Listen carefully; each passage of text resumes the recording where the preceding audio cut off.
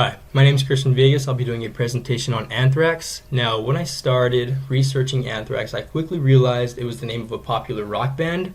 However, let me start out with a disclaimer saying this presentation is about the bacteria, B. anthracis, anthrax, not the rock band, just in case there was any confusion. So, some of the pathogen characteristics involve it's gram-positive, it's a bacteria. It's rod-shaped, which means it's bacilli, and also it doesn't move on its own, so it's non-motile. Now, it's a mesophile, and it grows optimally at about 37 degrees Celsius, which we all know is body temperature. Anthrax is most commonly found in its spore form, so you actually find a protective capsule around the bacteria. Now, what's interesting is actually you find this in infected tissue. Not really when you grow it on an agar plate in a lab for some reason, but this spore form can actually exist for decades in soil or something, and it can undergo and just survive harsh conditions. Now, anthrax infection is actually very rare, but if it does happen, the results can be very fatal.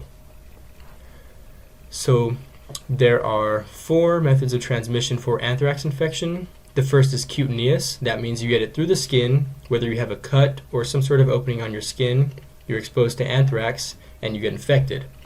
So this is the most common mode of transmission, but it is the least fatal because you actually only get mild symptoms. It's really a mild infection, and you start seeing these nasty black scar-looking things and lesions all over your skin, and you realize, hey, that's not normal, I need to go to the doctor. They find anthrax and they treat you.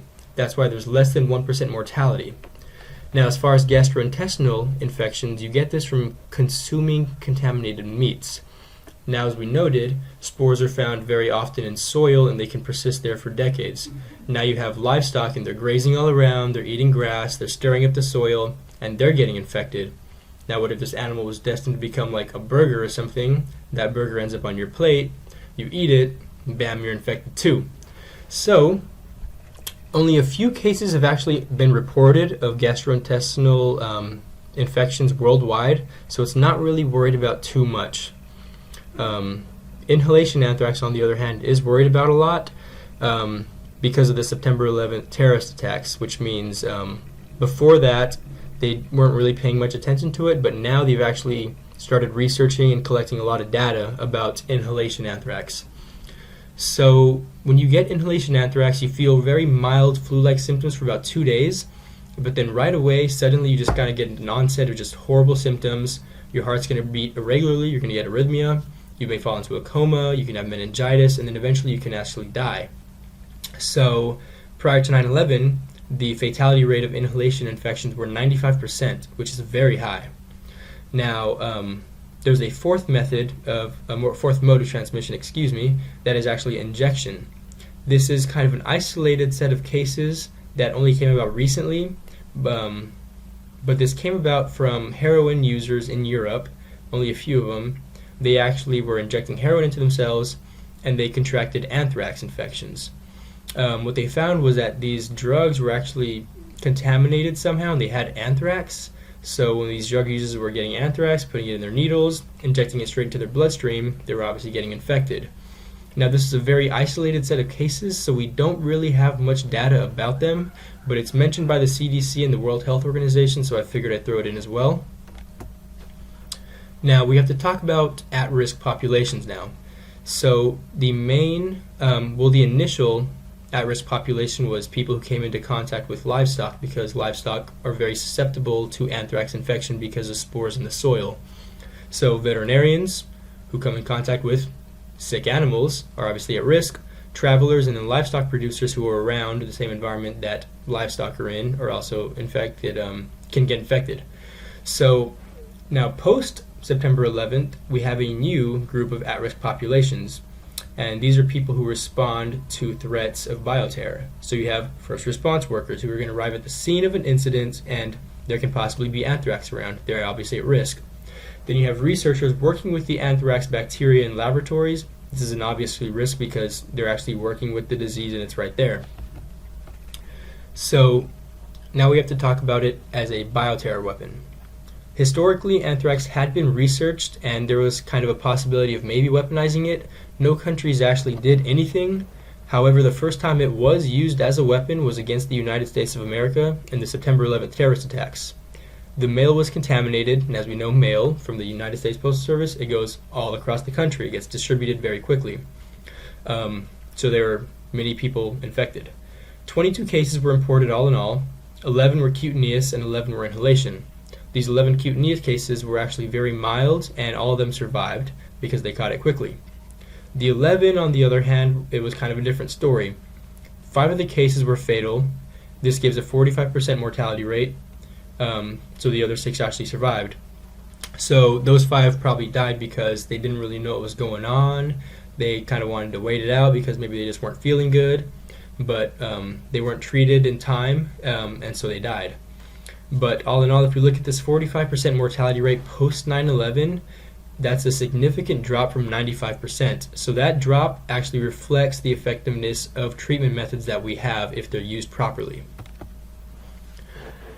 Now, as far as anthrax pathogenesis, we want to talk about 2 virulence factors that it has, PX01 and PX02.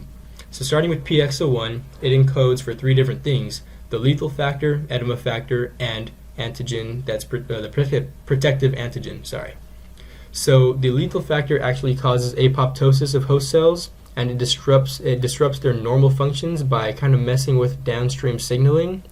The edema factor actually works in conjunction with this lethal factor to cause host cell immunosuppression, and it actually damages cells as well. So this immunosuppression functions in a way so like anthrax infects the body, and then it doesn't have too much to worry about because the body's not going to come in guns a-blazing trying to kill everything because it's all suppressed. So it gives the anthrax less to worry about. This protective antigen actually works as a channel, so it's a protein. It binds to the host cell membranes, and then it allows things to pass through it, including all that anthrax has to carry with it. So then PX02 encodes for the 3 things used in the synthesis of the polyglutamal capsule, Cap A, Cap B, and Cap C. This capsule is actually what inhibits cell phagocytosis. So if a macrophage comes along, tries to eat the bacteria, it's not going to do it because this capsule actually protects it from that stuff. Now, once you actually get infected, you're going to see some obviously hallmarks. So if you get a cutaneous infection, you're going to get these huge, nasty-looking skin lesions that actually resemble coal in appearance. The funny thing is that you don't really feel anything. They're painless, but it's just dead tissue. And this coal-like appearance in these lesions is actually where anthrax gets its name from. It comes from the Greek word for coal, which is anthrakes. So the name of anthrax is B. anthracis, so anthracis, anthrakes, that's where it comes from. As far as GI infections, you're going to get lesions in like the stomach and intestines most of the time. You're not going to see anything superficially, but what you can notice is like lesions of your oropharynx. But when inhalation infection occurs, you're really not going to see anything because all the necrotic tissue is pretty much going to be like around the lungs. And the funny thing about this is, as we mentioned, bacteria, the anthrax bacteria is non-motile. So we know there's alveolar macrophages in the lungs, and the anthrax actually kind of settles in. It goes all throughout the lungs. These macrophages come along, eat the anthrax, and then it does its job. It goes up to like the other lymph organs, presents what it has, and the anthrax just kind of busts out because it has this protective capsule. So it can't move, but it uses our own immune system against us as like a type of taxi service to just kind of get it where it wants to go. It busts out and then it wreaks havoc. So it's very smart, but it's very dangerous. So what if you get anthrax? Anthrax is very treatable. The main problem making it very deadly is kind of diagnosing it in time as it presents non-specifically. So if you get like a cutaneous infection, it's very mild, you'll notice it right away because of the lesions, and you'll actually just get an intramuscular injection of penicillin G, but you get an injection every half day or day for about a week. For more severe cases of like GI or inhalation infections, you're going to be hooked up to an IV, and you're going to be on this penicillin G just continuously until you feel better. But now with these more severe cases, we have to worry about possible meningitis.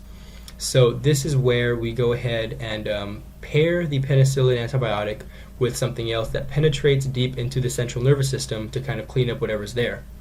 But what if you're allergic to penicillin?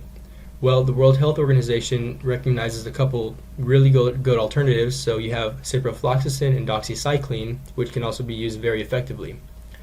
Now, this goes without saying, but the most effective way of mass protection is going to be vaccination against anthrax. There's an anti-anthrax serum, which is actually being pushed for a lot right now. So you actually can inject this vaccine into like livestock, and then that prevents them from becoming infected.